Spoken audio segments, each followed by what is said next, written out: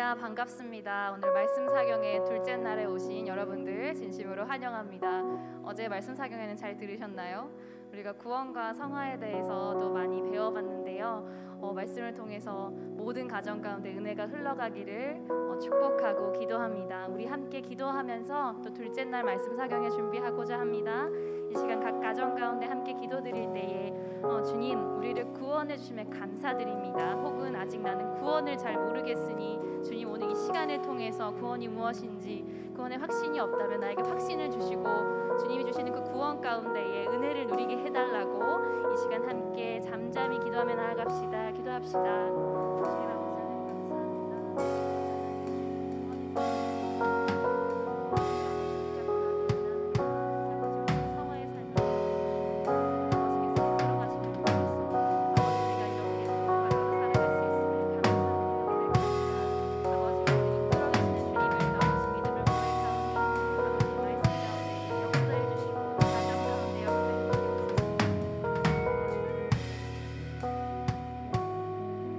주님 감사합니다. 우리에게 구원해 주시고 또 성화의 길을 알려주시니 감사드립니다. 하나님, 우리 너무 연약하고 죄 가운데 정말 연약한 인간이지만 주님께서 견인해 주시는 그 믿음을 가지고 살아갈 때에 우리에게 성화의 삶이 흘러넘치기를 믿으며 나아가오니 주님, 이 시간도 함께해 주셔서 우리가 말씀을 깨닫고 아는 지혜 주님께서 허락해 주시옵소서. 감사드렸고 살아계신 예수님의 이름으로 기도합니다.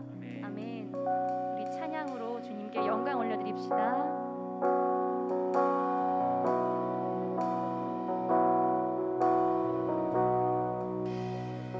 우리의 삶을 고백하며 나아갑시다. 나의 만족과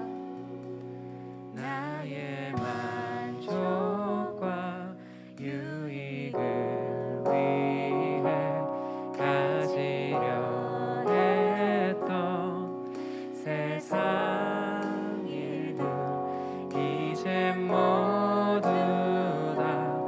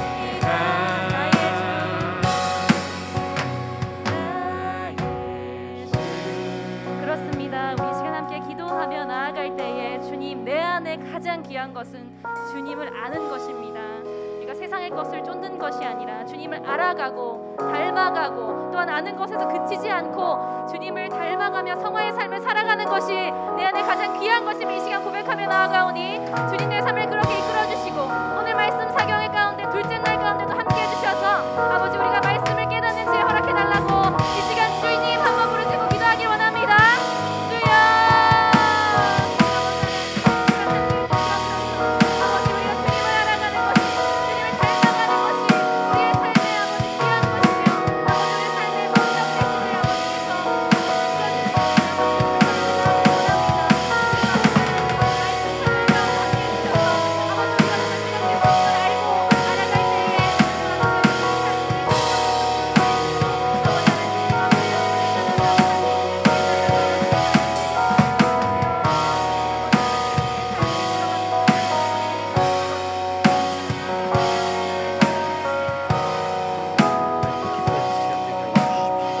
성령이 우리를 만져주셔서 우리의 의지, 우리의 지식으로 다 헤아릴 수 없는 것들까지 하나님께서 우리를 보내주셔서 우리가 믿음으로 삼을 수 있도록 믿음의 근거를 가지고 확신으로 넘어갈 수 있도록 인도하여 주시옵소서. 간절히 주님 기대합니다.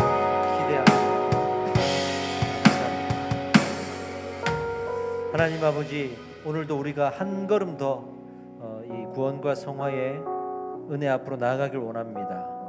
내가 알고 있던 것들에 만족하지 않게 하시고 또 모른 채로 살아가지 않게 하시고 하나님 알아감이 얼마나 큰 기쁨인지 알게 하시고 오늘 이 시간 그 은혜를 허락하여 주시옵소서. 모든 것은 하나님의 은혜입니다. 그 은혜라는 이 단순한 고백 하나 내가 진심으로 올려드리기가 어렵습니다. 그러나 오늘 이 시간들을 통해 이제 그 고백이 나의 믿음 되게 아버지께서 인도하여 주시옵소서. 예수 그리스도 이름으로 기도드립니다. 아멘. 네, 오늘 두 번째 말씀 사경의 시간입니다. 자, 오늘은 역시 출석 체크 해주셔야 됩니다. 채팅창에 출석 체크를 꼭 해주십시오. 혹시 늦게 들어오신 분들이 있더라도 예배 끝나기 전에 꼭 출석 체크를 해주시기 바랍니다. 오늘 두 번째 시간은요, 지난 첫날에 이어서 구원과 성화의 대표적인 사건을 이해하는 시간입니다. 우리 창세기 6장 5절을 한번 같이 읽겠습니다. 시작. 여호와께서 사람의 죄악이 세상에 가득함과 그의 마음으로 생각하는 모든 계획이 항상 악할 뿐임을 보시고. 아멘.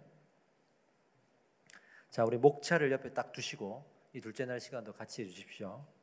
제가 언제 예수님을 영접하게 됐냐면 고등학교 1학년 그때 여름 수련회를 가서 예수님을 영접했습니다.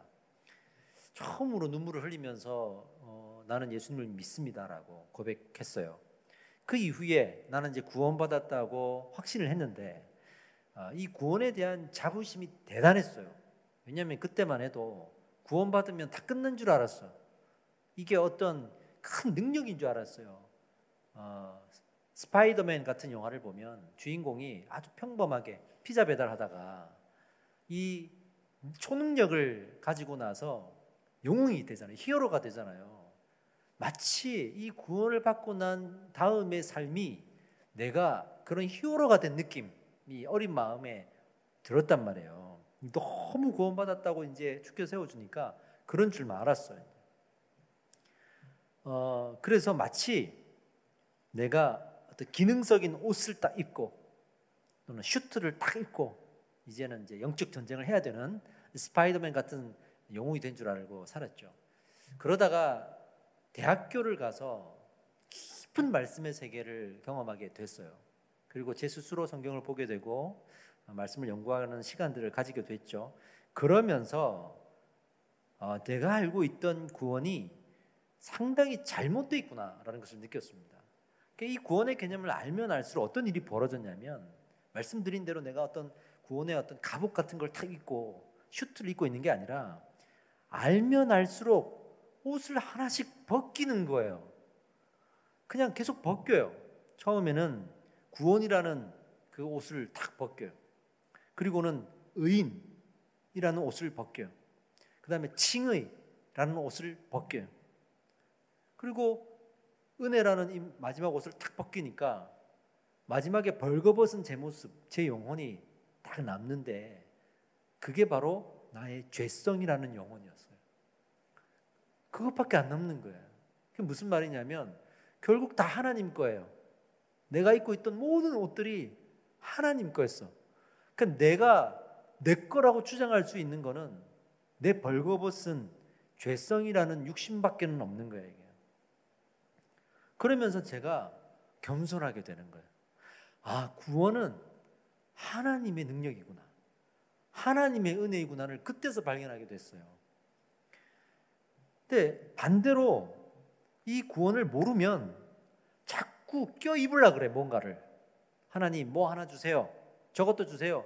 아, 구원은 받았는데 제가 방언은 못하네요. 구원은 받았는데 제가 기도하는데 왜 병이 안 낫죠? 구원은 받았는데 왜 저는 이걸 못하죠? 그러면서 계속 뭔가를 달라 그러면서 껴입으려고 그래. 감당하지 못할 옷들을 막 껴입으면서도 계속 달라 그래. 그리고 이걸 마치 내 것처럼 생각하고 행세를 하게 돼요. 사람이 거기서 교만해지는 거야. 교만해져요. 그렇게 제가 말씀의 세계에서 발견했던 그 은혜들을 오늘 나누려고 하는데 그 은혜 중에 이 모든 제가 말씀드린 새롭게 알게 되고 깨달은 그 신앙의 근거가 되는 사건이 나와요. 그것이 바로 창세기 나오는 노아의 방주의 사건이에요. 홍수 심판으로 이 세상을 심판하셨던, 그리고 그 속에서 방주로 구원을 받았던 이 이야기예요. 그래서 오늘은 이 이야기를 먼저 나눠보려고 합니다. 먼저 노아의 방주 하면 우리가 대단한 신학적인 오해들을 하고 있을 수 있어요. 그게 뭐냐면 방주에 너무 집중하는 거예요. 방주. 방주를 구원이라고 우리가 해석을 하니까 아, 방주가 필요하구나가 되는 거예요. 나도 방주가 필요하구나. 그래서 방주라는 이 옷을 입으면 이제 되는구나. 그러면서 또 옷을 찾아요. 껴입으려고 그래. 이 방주라는 옷이 뭘까? 구약의 방주가 지금은 뭘까? 하면서 생각해 보면 어떤 교회를 다니면 된다. 어떤 직분을 받으면 된다. 어떤 은사를 받으면 된다. 어떤 경험을 하면 된다. 심지어는 뭐 방언을 받으면 된다. 이런 식으로 가는 거야. 그러면 그것을 통해서 나의 방주로 삼고 나는 구원의 증거를 삼고 살아가는 거예요. 근데 만약에 방주가 그냥 말 그대로 구원의 상징으로 끝난다 그러면, 그래서 방주를 얻었으니 이제는 안심해도 된다 그러면 구원 이후에 성화의 신앙이 있다고 해도 듣지 않을 거고 또 붙들지 않을 거예요. 그죠? 그리고 또 하나 성경을 보면 모순을 발견하게 돼. 이 노아의 방주가 구원인데 그것으로 끝났는데 문제는 그 노아의 홍수 심판 이후에 노아의 삶을 보면, 또 노아의 후손들의 삶을 보면 또다시 범죄한단 말이에요. 이 이후에 나오는 타락함, 특히 창세기 9장에서 이 이야기가 마무리되고 11장에서 바벨탑 사건이 등장하는데 그 직후에 드러난 범죄의 현장을 설명할 길이 없어요. 설명할 길이 없어요. 그러니까 모순이 발견하게 되죠. 정말 구원받고 끝나는 거라면 사실 하나님 입장에서는 구원받았네? 그럼 내가 오늘 너 데리고 와도 되겠네? 천국으로 와.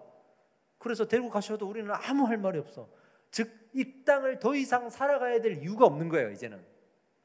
근데 하나님이 그렇게 우리를 데려가지 않으시잖아요. 구원이 곧 죽음이 아니잖아요. 구원받았다고 됐어, 이제 구원받았으니 죽어, 데리고 가, 이게 아니잖아요. 계속 살게 하시잖아요. 그 이유가 뭐냐? 이 답을 못한단 말이에요. 그 모든 답들이 성화의 삶이라는 이 개념 안에서 해결이 되더라.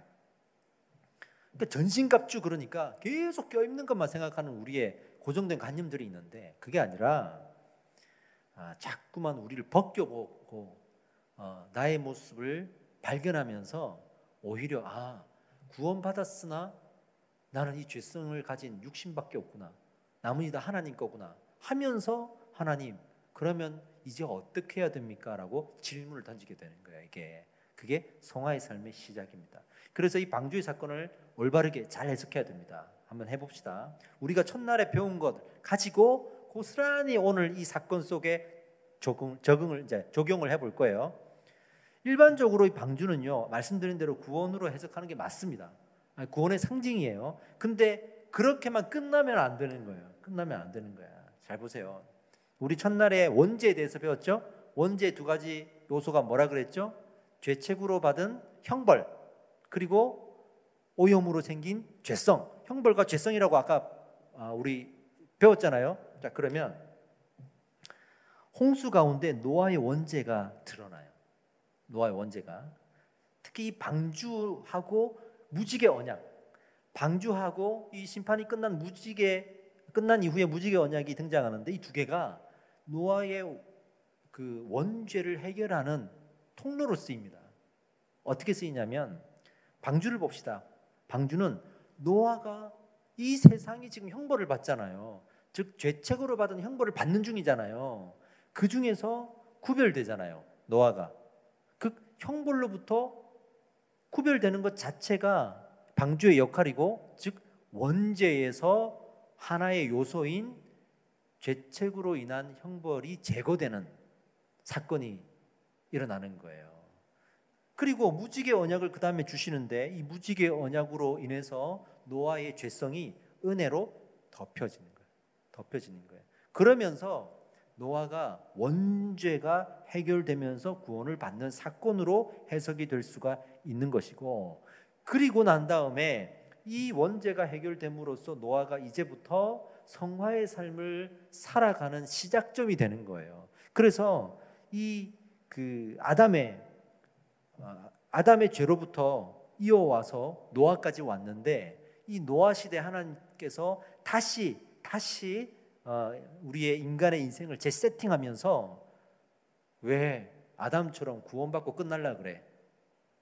그러니까 노아, 너는 성화의 삶을 좀 제대로 살아야 될 거 아니야 하면서 성화의 시작이라는 개념을 거기에 무지개 언약에 담아가지고 주시는 거예요. 그런 상황입니다. 그러면 노아 이후에 이 죄성이 남아있다는 것이 인정이 되기 때문에 그 죄성으로 인한 결과들, 노아의 범죄와 또 그 바벨탑 사건 등이 이해가 되기 시작하는 거예요. 이게 마치 이렇게 맞물려서 이야기가 이어지는 거예요. 계속 보면요, 구원도 은혜도 범죄도 그 이후에 계속 반복이 됩니다. 이게 반복이 됩니다. 노아 사건으로 끝나는 게 아니에요. 구원은 어떻게 이어지죠? 방주의 구원, 그리고 모세의 갈대 상자, 그리고 출애굽의 성막, 그리고 예수 그리스도의 십자가 구원으로 계속 구원의 사건은 이어집니다. 그러니까 계속 범죄와 구원이 이어지면서 우리에게 계속 메시지를 주는 거예요. 구원이 끝이 아니다. 구원이 끝이 아니고 성화의 삶을 살아야 된다. 이거를 구약 시대 내내 우리에게 메시지를 주시다가 신약 시대에 예수님이 십자가에 못 박혀 죽으심으로 그 메시지를 확증하셨는 거예요. 할렐루야입니다. 네. 결론은 성화가 없는 구원은 가짜예요. 있을 수가 없어요. 근데 이제 많은 이단 교회들이 구원으로 모든 것을 마무리하려고 그러죠. 특히 이제 구원파가 대표적입니다. 성화의 삶을 이야기하지 않으려고 합니다. 자, 그렇다면 홍수 심판 사건에서 우리가 배웠던 그 죄가 무엇인지 발견해야 되고, 그리고 그 발견된 죄가 또 어떻게 해결되는지를 또 살펴봐야겠죠. 홍수 심판의 원인, 그때 당시에 사람들이 무슨 죄를 지었기 때문에 이런 홍수로 심판하셨는가? 답은요, 만물의 부패입니다. 만물의 부패. 모든 것이 부패했어요. 그러니까 아담 이후에 인류에게 주어진 원죄가 있잖아요. 형벌과 죄성, 이 원죄가 있잖아요. 이 두 가지가 해결되지 않으면 어떤 심판이 내려지는지를 이 노아의 사건에서 우리는 확인할 수가 있는 거예요. 이게 해결되지 않았기 때문이에요. 그러니까 만물의 부패함 때문에 그렇다. 이거는 원죄가 해결되지 못했기 때문이다. 이렇게 설명할 수가 있습니다. 자, 그러면 만물의 부패함이 뭔가? 하나는 사람의 부패고 하나는 땅의 부패예요. 사람과 땅이 부패했다는 얘기는 말 그대로 모든 자연 세계가 다 부패했다는 것이고, 그런 의미에서 사람과 땅의 부패를 말합니다. 자, 그럼 사람의 부패는 뭐냐? 사람의 부패는 하나님의 비공유적인 속성과 충돌하는 개념이에요. 그리고 땅의 부패는 하나님의 공유적인 속성과 충돌한 개념이에요. 이 두 가지가 부패의 원인이에요. 다시 말해서 아담과 하와의 범죄가 계속 반복되면서 하나님의 속성을 잘못 건드린 결과가 나타났어요. 그로 인해서 홍수 심판의 사건이 발생이 된 거죠. 하나하나 살펴봅시다. 그럼 사람의 부패부터 살펴보자고요. 하나님의 비공유적인 속성과 충돌했다. 이게 창세기 6장 5절입니다. 한번 읽어보겠습니다. 6장 5절 시작. 여호와께서 사람의 죄악이 세상에 가득함과 그의 마음으로 생각하는 모든 계획이 항상 악할 뿐임을 보시고. 그러니까 사람의 죄악이란, 여기서 말하는 사람의 죄악이란 뭐냐면 6장 2절 그 전에 나와 있어요. 6장 2절을 봅시다. 하나님의 아들들이 사람의 딸들의 아름다움을 보고 자기들이 좋아하는 모든 여자를 아내로 삼는지라라고 되어 있잖아요. 그러니까 하나님의 아들들과 사람의 딸들이 결혼하는 사건에 기록이 되어 있어요. 이건 제가 이제 누차 설교 시간에도 말씀을 드렸던 내용인데, 아담이 세 아들을 놓죠. 가인과 아벨과 셋. 근데 아벨은 죽죠. 가인이 아벨을 죽였으니까. 살아남은 가인과 셋이 각각 후손들을 놓고 후손들이 이어져 가는데, 가인의 후손들은 문명을 발달시켜요. 예배는 드리지 않고 문명을 발달시키고, 이 셋의 후손들은 그래도 예배에 집중하며 살아갑니다. 그런데 하나님은 그 셋의 후손들을 축복하기를 원하셨는데, 이 셋의 후손들이 가인의 후손들과 결혼을 하면서 점점 예배를 버리고 문명을 따라가는 일이 벌어져요. 그 죄악의 아주 그 하이라이트가 이 노아 사건의 직전 상황인 거죠. 자, 그런 상황입니다. 그러니까 깊은 예배보다 발전된 문명을 더 우선시했기 때문에 이런 죄악의 결과가 나타났다고 보는 개념이 있죠. 이 과정에서, 이 발전된 문명을 쫓아가는 과정에서 하나님의 비공유적인 속성을 건드리게 돼요. 여러분, 이 문명의 발전의 목적이 뭐죠? 왜 우리가 문명을 이렇게 발전시키고 있죠? 더 완전해지려고 하는 겁니다. 그리고 필요 이상을 가지고 필요 이상으로 편해지려고 하는 겁니다. 제가 자동차를 아주 이제 오래된 차를 타고 다녔거든요. 그거 타고 다닐 때는 그것보다 좋은 차를 탈 기회가 거의 없기 때문에 불편한 줄 모르고 타. 이 정도만 해도 나는 과분하다 그러고 탔어요. 그런데 자동차가 하나 생겼어. 새 걸로. 그거를 이제 타는데, 이야, 신세계예요, 신세계. 기능 하나하나가, 야, 이래서 돈 있는 사람은 좋은 차를 사는구나 싶더라고요. 그러다 어느덧 다시 옛날 차를 타라면 못할 것 같아. 한번 문명에 젖어드니까 그렇게 돼요. 즉, 내가 진짜 필요하냐를 떠나서 이미 그 문명에 젖어들면 나는 필요하냐라는 질문을 할 수가 없어요. 지금 필요하냐는 질문만 하면 저는 그냥 티코 타고 다니면 될 것 같아. 심지어는 차가 없어도 먹고 사는데 지장은 없어요. 어떻게든 할 수 있어. 근데 한번 경험을 하니까 못 들어가겠는 거야.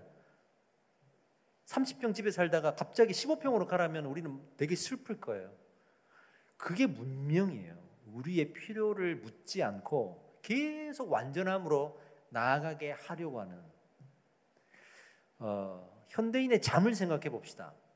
과거에는 이제 쉬는 날이 없었어요. 그래서 잠을 통해서 쉬었어요. 잠을 통해서. 근데 지금은 이제 자기가 쉬고 싶을 때 좀 쉬는 시대가 되었잖아요. 근데도 잠을 안 자려고 그래. 계속 일을 하려고 그러고 또 놀려고 그러고 잠을 안 자려고 그래.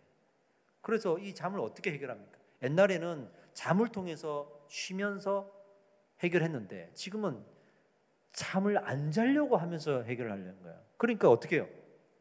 약을 먹는 거예요.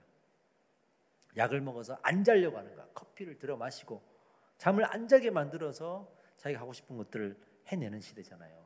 시대가 그래요. 그렇게 경쟁하지 않으면 안 되고 놀아도 그렇게 놀지 않으면 논 것 같지가 않고 한번 놀아봤으니 그 다음에 더 자극적으로 놀아야만 하는 이런 문명 속에 우리는 살아가는 거예요. 그러면서 상대적으로 또 박탈감도 느껴지고 전혀 불편한 게 없는데 내 마음은 박탈감을 느끼고 있어. 저거 없어도 되는데 없으니까 박탈감을 느끼고 있는 내 모습을 보세요. 나는 저 뭐 1억짜리 외제차가 굳이 필요 없는 사람인데 그 옆에 있으니까 괜히 내가 작아지는 느낌이 드는 거예요. 이런 박탈감을 가지고 산단 말이죠. 그런데 이 문제를 우리는 자꾸만 인위적으로 해결하려고 그래요. 심지어는 그냥 타협하면서 살고, 그래 이왕 살아갈 거 가져버리자 하고 살아가는 거예요. 그러면서 점점 하나님의 이 건들지 말아야 될 속성을 건들면서 우리가 하나님이 되려고 하는 시도들을 하게 되는 거예요. 이 취업을 준비하는 청년이 있었는데 이렇게 얘기를 해요. 취업을 하면 예배를 드릴게요. 지금은 취업을 준비해야 되니까 예배를 못 드려요. 학원 가야 돼요. 그러면서 교회를 안 오는 거예요. 취업을 했어. 취업을 했는데도 예배를 안 나와요. 그래서 제가 물어봤죠. 취업을 했는데 왜 안 나오냐? 그러니까 취업을 해보니까 영어가 부족하대요. 회사에서 자기가 다른 사람보다 영어가 부족하대요. 그래서 주일날 영어 학원을 또 가야 된대. 그래서 자기는 예배를 못 드린대요. 그래서 제가 아니 그래도 하나님께 예배는 드려야지 했더니 딱 하는 말이 그럼 저보고 뒤처지라는 얘기인가요? 이렇게 얘기하는 거예요. 그러니까 이 친구는 예배를 안 드리겠다고 했던 그 의미가 뭐냐? 세상 거 다 잡을 거 잡고 내가 요만큼 시간을 남으면 그때 예배 드릴게요 라는 의미였어요. 하나님이 우선인 상황이 아니었단 말이에요. 그 말이 계속 기억에 남아요. 그럼 저보고 뒤처지라는 얘기인가요? 이 얘기가 결국에는 신앙생활을 못하는 거예요. 목회를 하면서 성도들이 저 뭐 하고 나서 예배할게요, 대학 가서 예배할게요, 취업하면 예배할게요, 좀 안정이 되면 예배할게요, 저는 안 믿어요. 지금까지 살아오면서 그렇게 해서 말을 지킨, 약속을 지킨 경우가 손에 꼽을 만큼 없어요. 문제는 문명에 적응하느라고 하나님의 말씀을 놓치게 되는 게 문제예요. 문명에 적응하느라고 하나님을 의지하지 않고 우리가 하려고 하는 거예요. 이제 하나님의 그 영역과 질서를 침범하는 줄도 모르고 우리는 문명에 젖어서 살게 되는 거예요. 노아 때는 그런 이유로 심판을 받았어요. 그런 이유로. 그런데 지금 우리는 괜찮잖아요. 그렇게 또 심판을 안 하시잖아요. 왜 그럴까? 노아 때는 홍수로 심판하셨는데, 그리고 홍수 심판 이후에 바벨탑 사건을 보세요. 여기서 답이 나와요. 바벨탑 사건도 하나님의 영역을 건드린 거 아니에요. 비공적인 영역을. 근데 그때 안 쓸어버리고 흩어지게 함으로써 하나님이 긍휼을 베푸시죠. 무지개 언약 때문에 그런 거예요. 그러니까 홍수 심판 이후로 하나님의 입장이 달라졌어요. 홍수 심판 때까지는 너 혼나? 제대로 해? 이랬다면 그 심판 이후로는 긍휼의 마음을 내가 한 번 더 참아야지, 이런 마음으로 하나님이 입장을 바꾸신 거예요. 그게 우리한테는 은혜예요. 지금도 하나님이 그렇게 긍휼의 입장으로 서 있기 때문에 우리가 지금 살아갈 수가 있는 거예요. 그래서 우리가 이것도 감사해야 돼요. 그러면 하나님께서 홍수 심판 이후에 어떤 대안을 찾았는지를 우리 또 알 수가 있죠. 결국에는 예수 그리스도의 십자가 구원의 계획을 가시적으로 드러내세요. 이거는 내가 해결해야지. 내가 십자가에서 죽음으로 말미암아 그 인류의 죄성들을 내가 은혜로 덮어야지, 이 형벌들을 내가 대신 받아야지 하는 이 구원의 계획을 가시적으로 드러내십니다. 예를 들어서 아담의 범죄 때 나타난 그리스도의 예표는 어디였냐면 하나님의 말씀이었어요. 보이지 않는 것. 그리고 노아 때 그리스도의 예표를 어디에서 보여주셨냐면 방주였어요. 이 방주는 다시 말씀드리지만 그냥 구원의 단순한 증거가 아니고 성화의 시작이기도 하면서 그리스도를 예표하는 상징이에요. 이 많은 의미를 담고 있단 말이에요. 자, 그 다음으로 더 구체적으로 이 그리스도를 예표하는 상징물들을 눈에 보이는 가시적인 것들로 드러내십니다. 그 대표적인 것이 사람이에요. 특정한 사람을 통해서 그리스도를 예표하게 하셨거든요. 그 첫 번째 사람이 바로 아브라함입니다. 그래서 노아 사건 다음에 바벨탑 사건이 나오고 그 직후에 아브라함을 세우시잖아요. 바벨탑 사건이 창세기 11장인데 아브라함이 11장 말미에 세워져요. 첫 번째 사람이죠. 자, 아담과 노아 그리고 아브라함이 이제 비교가 됩니다. 어떻게 비교가 되냐면 아담과 노아는 구원만 받으면 된다라고 하는 신앙, 또 노아 같은 경우에는 본인이 아니라 그 시대 사람들이 구원만 받으면 된다고 했던 그 신앙을 가지고 있었어요. 그 신앙의 한계를 드러내주는 사람을 대표하는 사람들이고, 아브라함은 이제 그리스도를 예표하는 사람으로서 성화의 삶을 시작한 첫 번째 경우예요. 어떻게 보면 그러니까 이 아브라함을 통해서 우리에게 구원이 끝이 아니다, 성화의 삶을 살아야 된다라고 가르쳐주는 내용이 되는 거예요. 이게 이렇게 비교가 됩니다. 그러니까 아브라함도 계속 살아가면서 실수를 해요. 선택을 받았는데 실수를 해요. 대표적으로 자기 아내를 누이라고 속이면서 자기만 살려고 그러잖아요. 대단한 실수거든요. 이거는 실수가 아니고 죄악이죠. 악한 거죠. 근데도 하나님이 아브라함을 야단치기보다 바로 왕에게 환상 속에 나타나셔서 막 말씀하시고 하면서 이 비공의적인 속성을 사용해서 아브라함을 끌어내시죠. 그러면서 계속 설득하는 거예요. 성화의 삶을 살아라, 하나님의 속성 본받아라. 그러면서 아브라함이 결국에는 어떻게 해요? 자기 조카 롯을 도와주잖아요.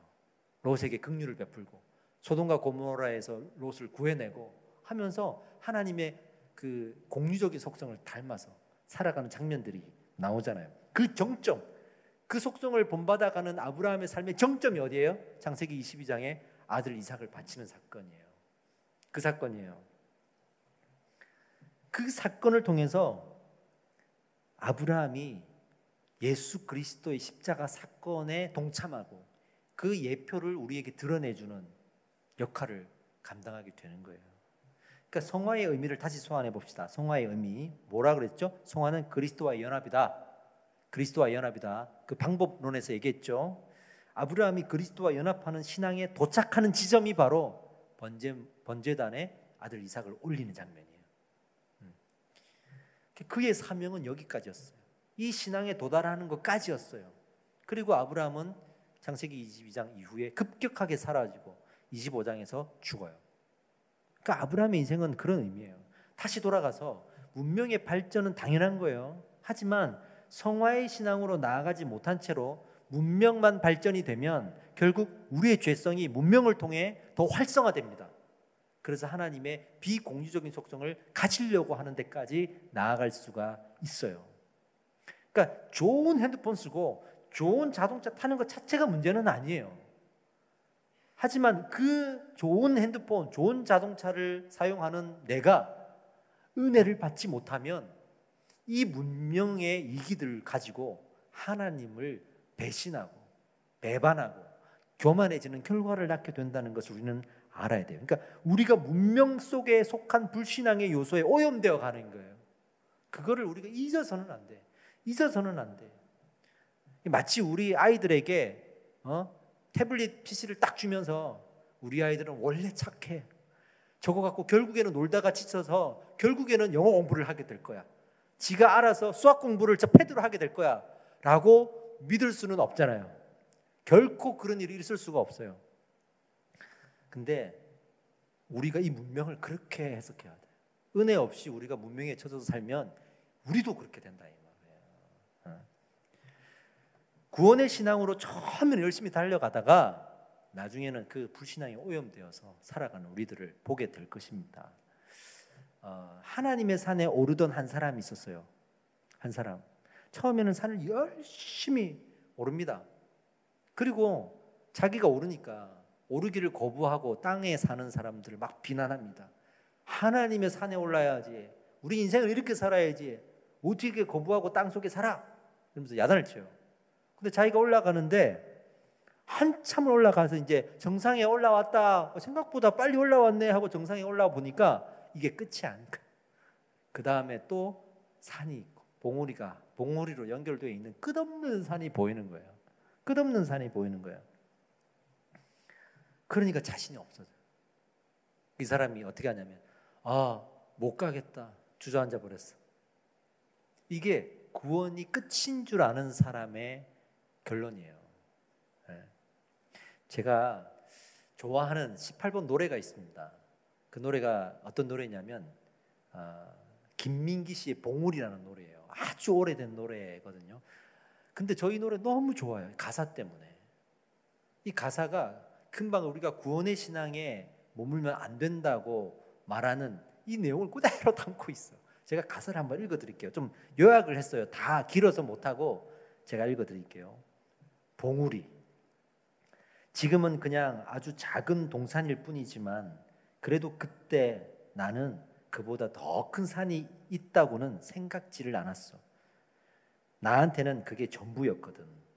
봉우리에 올라서서 손을 흔드는 거야. 고함도 치면서. 지금 힘든 것은 아무것도 아니야. 저 위 제일 높은 봉우리에서 늘어지게 한숨 잘 텐데 뭐. 허나 내가 오른 것은 그저 고갯마루였을 뿐. 길은 다시 다른 봉우리로. 봉우리란 그저 넘어가는 고갯마루일 뿐이라고. 이런 가사가 있어요. 세상 사람들도 인생이 고개 하나 넘는다고 끝이 아니라는 걸 알아요. 근데 우리가 신앙의 세계에 들어서서 이제 구원 하나 받았다고 끝난다고 생각하면 너무 어리석은 거죠.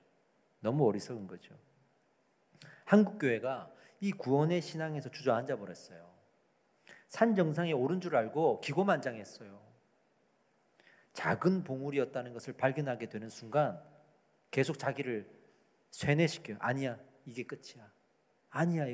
저기 안 가도 돼. 그래도 여기까지 왔어 하면서 스스로를 합리화시키면서 살아왔어요. 그래서 더 이상 교회가 성화의 신앙을 말할 수 없게 된 겁니다. 그리고 사람들이 싫어해요. 여기가 끝이라고 말해! 라고 협박을 해요. 말 안 하면 나 다른 교회 갈 거야. 그러니까 아무것도 말하지 못해요. 제가 지금 교제하고 있는 목사님 한 분도 다 그 상황이에요. 성도들이랑 개척을 했는데 본인이 부목사로 있던 교회에서 성도들이 한 30명 따라왔어요. 다 어른들이야. 그러니까 얼마나 감사해요. 경제적인 지원도 받아서 이 건물도 매매를 했어. 월세 걱정 안 하고 어른들 30명이랑 돈 걱정 안 하고 개척했어. 문제가 생겼어요. 이 어른들이 딱 목사한테 뭐라 그러냐면 우리는 아무것도 안 하려고 여기 왔다. 아무것도 시키지 마라. 그 30명이 주저앉아 버렸어요. 전도도 하라고 하지 마라. 딱 우리는 주일 예배 한번 드리면 된다. 목사님 다른 거 신경 쓰지 마시고 딱 주일 설교만 하시라. 이런 식인 거예요. 이 목사님이 젊은 분인데 아무것도 할 수가 없는 거예요. 그 고민을 저한테 계속 얘기를 하는데 와, 이거 어떻게 될 줄 몰라요. 이런 일이 벌어져. 이게 한국 교회의 여러분 현실입니다. 이게 현실입니다. 사람들은 구원의 신앙까지가 딱 적당하다고 생각해요. 이단도 비판할 수 있잖아요. 나 구원받았으니 이단 니네 잘못한 거야. 이단도 비판할 수 있어. 내 삶도 구원받았으니 또 편안하게 살아갈 수가 있어요. 얼마나 좋습니까? 이 과정이 이스라엘의 가나안 정복 때 고스란히 드러나요. 그리고 결국 어떻게 되었습니까? 그 신앙의 결론이 바로 사사기에서 드러납니다. 사사기. 얼마나 비참한 인생을 사는지를 선택받았던 선민이라 자부심을 가졌던 이스라엘의 인생에서 보게 돼요. 우리가 구원받아도 이렇게 살아갈 수가 있구나 하고 우리는 성화의 삶을 살아가야 될 필요성을 거기서 느껴요. 그 사사기의 맨 마지막에 이런 결론이 나오죠. 그때에는 이스라엘의 왕이 없었으므로 사람마다 자기 소견대로 옳은 대로 행하였더라. 이게 구원만 받으면 되는 줄 아는 삶의 끝이에요. 결국 사람의 부패는요, 하나님의 비공유적인 속성, 완전하시고 영원하시고 전능하신 이 속성을 건드린 거예요. 가지려고 한 거예요. 죄성의 은혜가 사라지면 그렇게 됩니다, 여러분. 불신자들은 반드시 그렇게 살아가게 돼 있고요. 자, 이게 사람의 부패였어요. 자, 그러면 땅의 부패를 살펴봅시다. 공유적인 속성과의 충돌이라 그랬죠.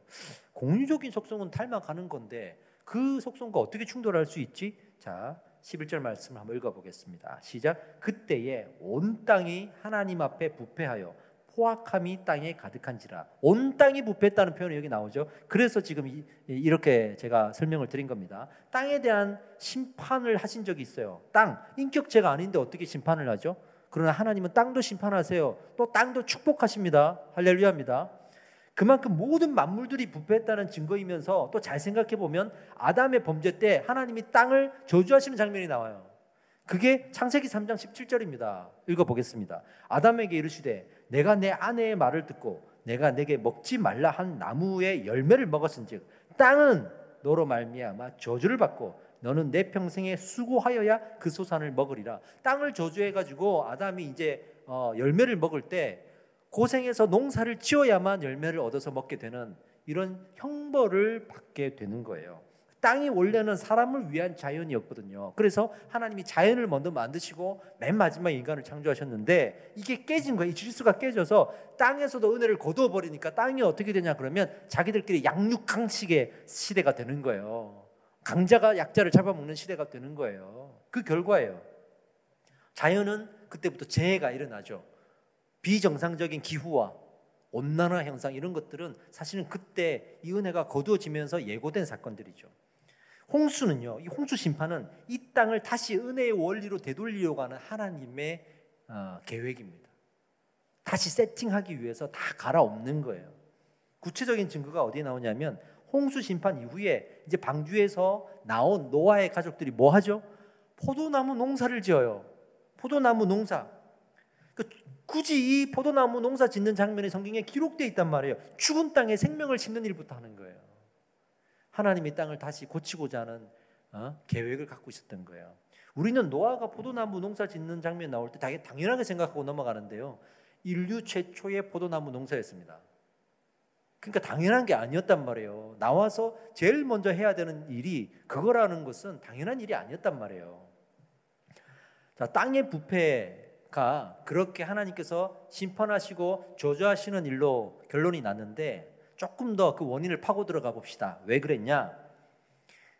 땅의 부패와 폭력에 대해서라는 제목으로 이제 설명드릴 거예요.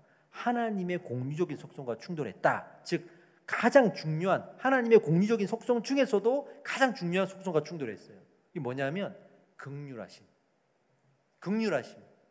아주 중요한 속성이에요. 이게 성경에 아주 많이 등장하는 속성이에요. 우리에게도 이 속성을 닮아가며 실천할 것을 신구약에 통틀어서 아주 많이 반복해서 강조를 하셨습니다. 긍휼히 가져라. 긍휼히 여겨라. 그렇다면 이 긍휼히 여기다의 반대가 되는 게 무엇일까요? 긍휼히 여기지 않는 것. 그걸 성경은 뭐라고 말하냐면 폭력이라고 말합니다. 폭력. 중요한 단어가 나왔습니다. 여기서 꼭 알아야 될 부패의 내용이에요. 폭력. 자, 아까 모든 것이 부패했다 그랬잖아요. 그 모든 것이 부패했다는 말을 신학적인 용어로 바꾸면 보편적 폭력이라고 그래요. 보편적 폭력. 왜 이런 표현을 쓰냐 그러면 부패하다는 말이 성경에 나오잖아요. 부패. 근데 부패하다와 평행 구조로 쓰인 다른 표현이 하나가 있는데 포악하다. 아까 나왔어요. 포악하다. 부패하다와 포악하다가 평행 구조로 같이 나온단 말이에요. 근데 이 포악하다고 하는 단어가 중요해. 이게 히브리어로 하마스라고 해요. 하마스가 어떤 뜻이냐면 폭력이라는 뜻이에요. 그러니까 부패하다는 말이 포악하다, 즉 폭력적이다는 말로 평행 구조로 쓰여 있다 이 말이에요. 지금 이 폭력이 가인의 후손들을 통해 죄의 발전이 어디로 발전돼, 어느 방향으로 발전되어 있는지를 보여주는 거예요. 이게 성경에 기록되어 있어요. 어디에? 가인의 후손들을 설명하다가 라멕이라는 사람이 나오는데 이 라멕에서 성경이 갑자기 딱 멈추고 라멕이 어떤 말을 했는지를 드러냅니다. 갑자기. 그 장면이 창세기 4장 23절 24절이에요. 한번 읽어봅시다. 라멕이 아내들에게 이르되 아다와 실라여 내 목소리를 들으라. 라멕의 아내들이여 내 말을 들으라. 나의 상처로 말미암아 내가 사람을 죽였고 나의 상함으로 말미암아 소년을 죽였도다. 가인을 위하여는 벌이 7배일진데 라멕을 위하여서는 벌이 77배이로다 하였더라. 이게 무슨 말이냐면요, 이 라멕의 조상이 가인이잖아요. 가인인데 나는 가인보다 더 폭력적이야 라고 말하는 거예요. 가인은 누군가가 자기를 괴롭히면 한 대를 때리면 보복으로 7대를 때려줬다. 근데 나는 누가 나를 한 대 때리면 나는 77배로 갚아줄 거야 하면서 자기가 더 폭력적이라는 것을 아내들에게 자랑합니다. 즉 강자가 될 거야. 나는 약자를 괴롭히는 강자가 될 거야 라는 식의 논리를 가지고 있는 거예요. 그러니까 가인의 후손들이 범죄에 가다가 그 범죄의 방향이 폭력성으로 가는 거예요. 강자를 위한, 약자를 괴롭히는, 마치 동물들이 양육강식의 세계로 변하는 것처럼 이 가인의 후손들이 양육강식의 세계로 가는 거예요. 근데 그 양육강식의 결과가 문명의 발전이었어요. 강자들을 위한 문명이죠. 그래서 문명 안에는 노예가 존재하는 거예요. 이런 폭력들이 그 시대에 있었단 말이에요. 약자를 괴롭히는 범죄, 이게 긍휼을 닮아가길 원하셨던 하나님의 이 계획과 부딪히는 거예요. 부딪히는 거예요. 세상에 제기된 모든 우상의 신들, 그 속성에는 없는 게 바로 이 긍휼하심이에요. 모든 이 세상에서 제기된, 주장된 우상의 신들은 가장 강력한 백성들을 선택하고 가장 강력한 모습으로 이 땅에서 역사해요. 그렇게 그려진단 말이에요. 근데 하나님은 그렇지 않아요. 제일 약한 이스라엘 백성들을 선택하셨잖아요. 그리고 가장 고통스러운 십자가로 본인이 이 땅에 내려와서 죽으셨잖아요. 실패하셨단 말이에요. 세상적으로 볼 때. 이건 하나님의 무슨 속성 때문일까요? 긍휼하심 속성 때문이에요. 세상에 어떤 우상에도 존재하지 않는 하나님만의 속성, 긍휼하심의 속성. 그래서 하나님이 이렇게 말해요. 나는 너의 강자가 되어줄게. 나만 믿어. 이게 아니란 말이에요. 모든 신들이 내가 강자야. 나를 따라. 이렇게 얘기하는데 그게 아니에요. 하나님이 말씀하시는 거예요. 다른 거예요. 약자가 되어라. 이렇게 얘기했어요. 약자가 되어라. 이거는 시대를 떠나서 우리 죄성을 가진 인간들이 받아들이기 어려운 메시지예요. 인간의 죄성은 늘 강자가 되고 싶어 하거든요. 근데 약자가 되어라. 즉, 이 약자가 되어라는 표현은 너의 그 강자가 되고 싶어 하는 죄성을 은혜로 묶어라는 얘기예요. 은혜로 묶어라는 얘기예요. 우리에게 은혜가 없으면 우리는 가인의 후손처럼 살아갈 거예요. 근데 심지어 땅까지 더욱 부패해서 같이 죽어갈 거예요. 이렇게 될 거예요. 그래서 공유적인 속성을 공유하지 않고 살게 될 거예요. 하나님의 속성을, 그 공유적인 속성을 담지 않고 부인하며 살아가게 될 거예요. 동물들도 식물들도 다 그렇게 될 거예요. 그래서 오늘 땅의 부패라고 말한 거예요. 완전하심, 그 완전하심의 속성을 건드릴 것과는 반대로 공유적인 속성을 실현하지 않은 것도 죄인 거예요. 내가 완전한 하나님처럼 될 거야. 중대한 범죄이지만 반대로 나는 거룩하심, 긍휼하심 본받지 않을 거야.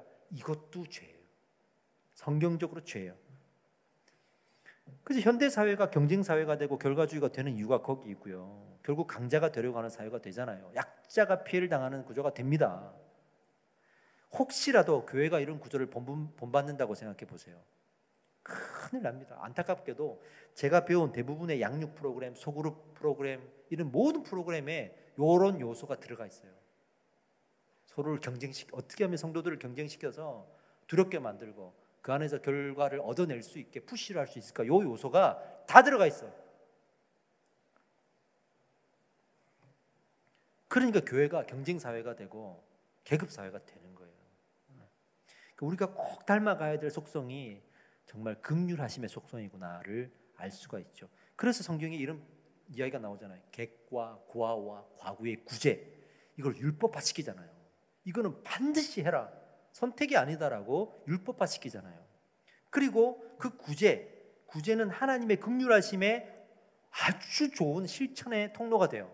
그래서 그때부터는 계속 구제가 성경의 이슈가 됩니다. 신약 시대에도 예수님이 계속 구제 얘기를 하시잖아요. 선한 사마리아인 비유를 들어가면서까지 계속 구제 얘기를 하시잖아요. 그만큼 이 속성을 닮아가기에 딱 좋은 통로인 거예요. 구제가 그래서 어디로 이어지냐면 처음에는 불쌍한 사람들 불쌍하게 여기고 도와주고 구제하는 것으로 하나님의 속성을 닮아가다 이게 발전이 되면은 영적으로, 관계적으로, 정서적으로 실현해 나가서 결국 누군가를 용서해 주는 데까지 가는 거예요. 구제는 반드시 용서로 이어집니다. 구제는 반드시 용서로 이어집니다. 이 긍휼의 구체적인 실현이 구제라면 이 구제의 정점이 어디인가? 원수를 사랑하라로 이어지는 거예요. 원수를 사랑하라. 그러니까 우리는 원수를 사랑하라, 구제하라 이걸 따로 떼서 생각하는데 그게 아니라 구제의 정점이 바로 원수를 사랑하라. 아브라함이 그 구제의 하나님의 속성을 닮아갔잖아요. 그래서 긍휼히 여겨서 자기 롯을 지켜줬잖아요. 그렇게 닮아가다가 나중에 정점이 어디에 이르렀죠? 아들을 제단 위에 바친 사건. 이게 원수를 사랑하라는 개념하고 탁 떨어지는 거예요. 구원의 정점이 뭐냐면 노아가 홍수에서 방주로 살아남은 거죠. 구원의 정점. 성화의 정점, 아브라함이 이삭을 제단 위에 바친 거. 긍휼의 정점, 원수를 사랑함. 그래서 예수님이 십자가에 못 박혀 원수를 사랑하신 거예요. 이렇게 성경은 이어져가는 놀라운 섭리를 갖고 있습니다. 그 땅의 부패란 공유적인 속성과 충돌한 것이고, 더 정확하게는 그 공유적인 속성 중에 긍휼하심의 속성을 버렸기 때문에 이게 노아 시대의 죄예요. 이게 그래서 이 노아 시대에서 찾을 수 있는 원죄, 그러면 사람의 부패와 땅의 부패를 찾을 수가 있는 거예요. 성화의 신앙은 이 부패함으로부터 우리를 지켜줍니다. 할렐루야. 이 성화의 신앙이 우리를 지켜줍니다. 마지막 때 하나님이 이 신앙을 물을 거예요. 묻는단 말이에요. 죄성이 은혜로 통제하고 있는가, 얼마나 네가 통제하고 살았는가를 물을 거예요. 그 이야기가 누가복음에 나오는데, 누가복음 18장 8절을 읽어봅시다. 시작. 내가 너희에게 이르노니 속히 그 원한을 풀어주리라. 그러나 인자가 올 때에 세상에서 믿음을 보겠느냐 하시니라. 이 장면이 나오는데요, 한 여인이 원한을 풀어달라고 막 기도하면 분명히 풀어줄 거다라고 대답을 해요. 그렇게까지 간청하다 내가 안 들어주겠냐. 병을 고쳐달라, 물질이 필요하다, 아들이 필요하다. 그럼 하나님이 응답해 주실 거라는 얘기예요. 응답해 주시는데, 그러나 내가 마지막 때 와가지고 너희들에게 물을 신앙은 그게 아니야.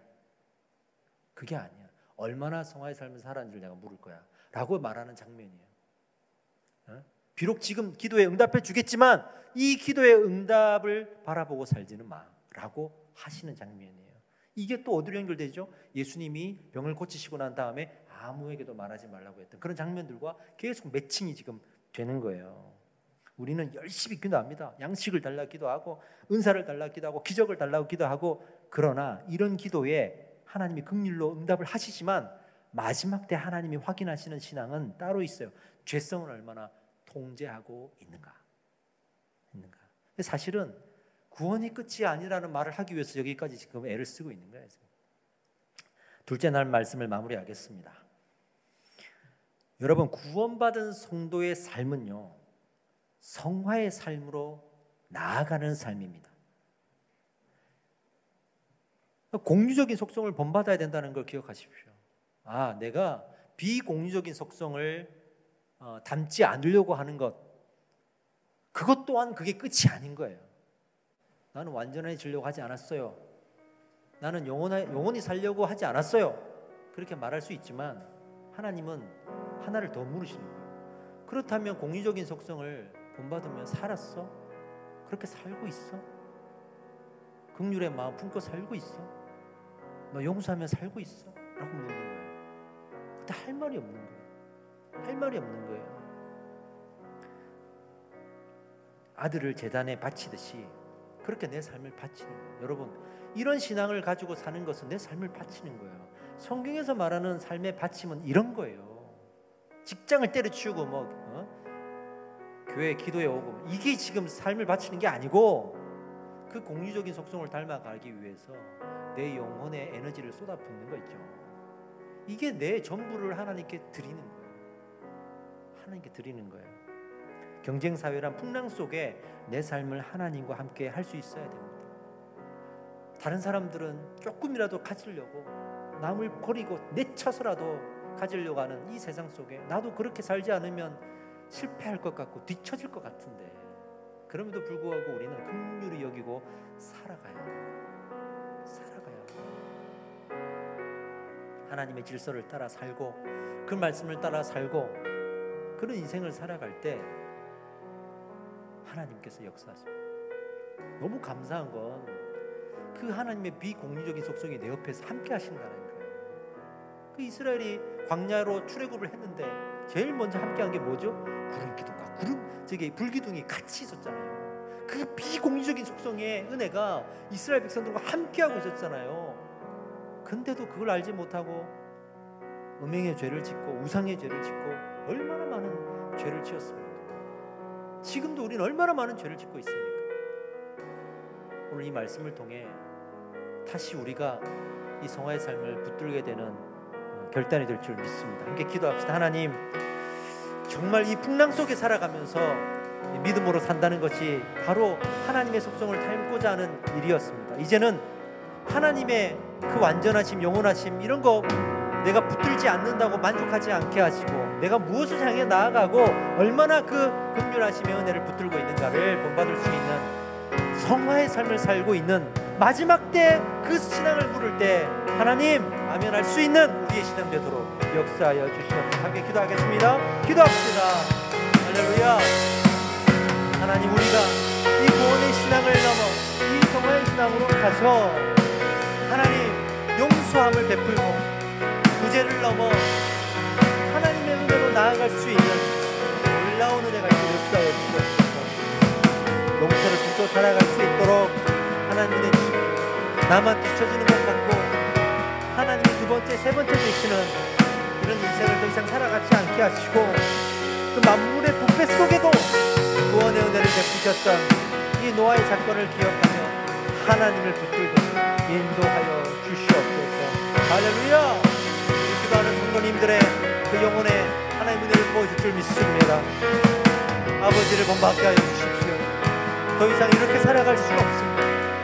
하나님, 이 말씀에서 그토록 오랜 시간 우리에게 가르쳤던 반복하여 강조하셨던 이 섭리들을 발견하고 하나님 앞에 무릎 꿇게 하여 주시옵소서. 할렐루야. 할렐루야.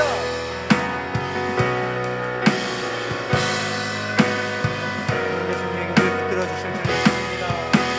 오늘도 우리를 붙들어 주실 줄 믿습니다. 함께하지 않으신 하나님의 그 성령 우리와 함께할 줄 믿습니다. 아멘. 아멘.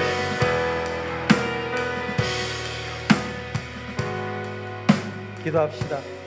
하나님, 오늘 두 번째 날입니다. 하나님께서 우리를 이런 기가 막힌 섭리를 가지고 인도해 가시고 있다는 것 알게 되니 좀 더 안심하고 내 삶을 드릴 수 있을 것 같습니다. 모르니까 혹시나 하고 모르니까 설마하고 불안해했던 우리의 마음들이 다 씻겨져 내려가서 하나님 이제 안심하고 주님께 내 삶을 드릴 수 있도록 은혜를 허락하여 주시옵소서. 지금은 우리 주 예수 그리스도의 은혜와 하나님의 사랑과 성령의 교통하심이 오늘도 하나님의 그 성화의 삶으로 살기를 바라시고 명령하신 그 은혜 가운데 아멘으로 화답하고 공유적인 속성을 향해 본받음으로써 예수 그리스도의 삶과 연합하려고 하는 우리의 믿음이 오늘 하나님께 드려지길 원합니다. 그렇게 믿음으로 결단하는 모든 성도님들과 예배자들 머리 위에 이제로부터 영원토록 함께 있을지어다. 아멘.